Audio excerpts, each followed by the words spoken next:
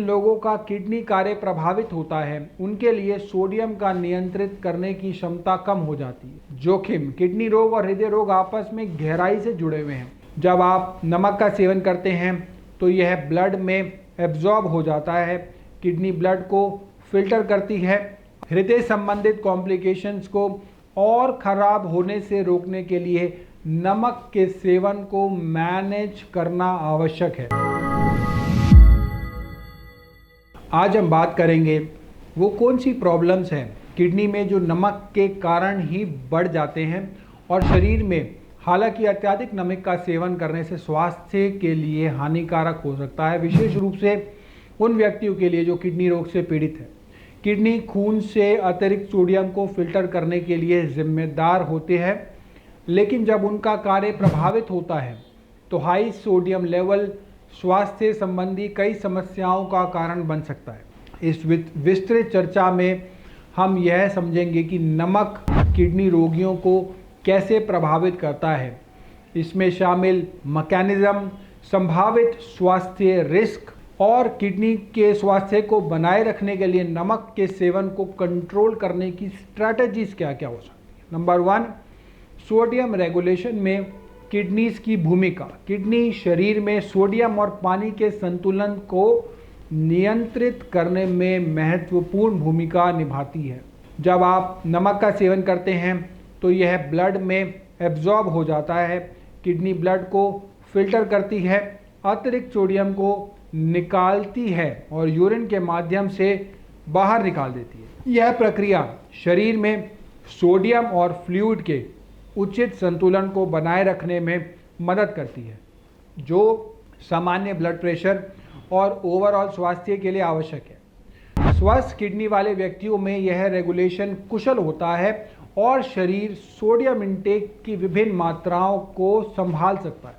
हालांकि जिन लोगों का किडनी कार्य प्रभावित होता है उनके लिए सोडियम का नियंत्रित करने की क्षमता कम हो जाती है। यह डैमेज कई जटिलताओं को जन्म दे सकता है, जो किडनी रोग को और खराब कर देती है और उसकी प्रोग्रेस में योगदान करती है। अत्यधिक नमक का किडनी की कार्यक्षमता पर प्रभाव पड़ता है। प्रभावित होती है किडनी तो शरीर की अतिरिक्त सोडियम को बाहर निकालने की क्षमता जो है वो कम हो जाती है।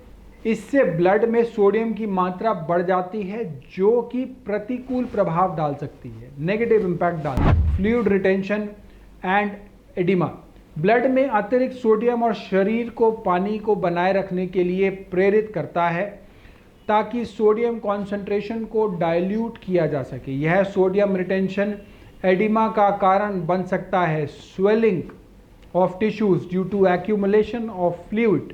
एडिमा विशेष रूप से पैरों में, टखनों में, आंखों के आसपास ध्यान देने योग्य होता है। किडनी रोगियों में एडिमा एक सामान्य लक्षण है और यह किडनी की कार्यक्षमता के खराब होने का संकेत भी हो सकता है। Increased blood pressure, high blood pressure में वृद्धि। अत्यधिक सोडियम का सबसे महत्वपूर्ण प्रभाव ब्लड प्रेशर पर पड़ता है। उच्च सोडियम स्तर शरीर को पानी को बनाए रखने के लिए प्रेरित करते हैं, जिससे सर्कुलेटरी सिस्टम में ब्लड की मात्रा बढ़ जाती है। यह बढ़ी हुई ब्लड लेवल ब्लड वेसल्स की दीवारों पर अधिक दबाव डालती है, जिससे उच्च रक्तचाप यानी कि हाइपरटेंशन होता है।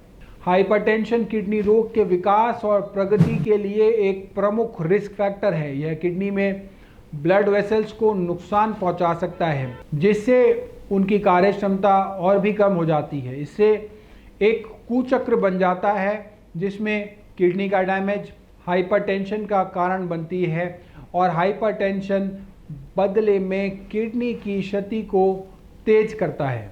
Heart disease and cardiovascular risk, हृदय रोग और उससे संबंधित बहुत सारे जोखिम। किडनी रोग और हृदय रोग आपस में गहराई से जुड़े हुए हैं। अत्यधिक सोडियम लेवल से उत्पन्न हाई ब्लड प्रेशर हृदय रोग, दिल के दौरे और स्ट्रोक का जोखिम बढ़ा देता है।